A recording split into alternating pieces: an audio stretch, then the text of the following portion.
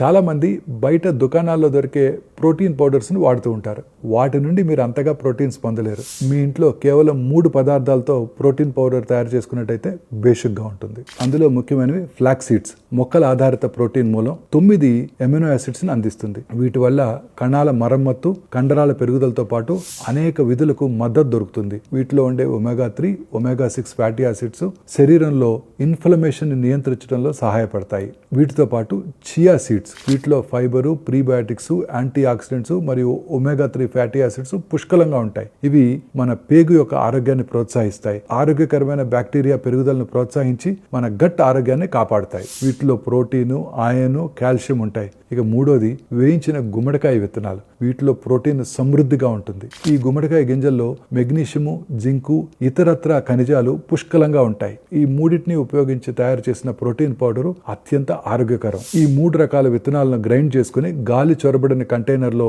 2 వారాల వరకు కూడా నిల్వ చేసుకోవచ్చు. ఈ పౌడర్ ద్వారా ప్రోటీన్తో పాటు ఫైబర్ కూడా లభిస్తుంది. దీన్ని తీసుకున్న తర్వాత శరీరానికి కావాల్సిన శక్తితో పాటు రక్తంలో చక్కెర స్థాయి స్థిరంగా ఉంటుంది కూడా.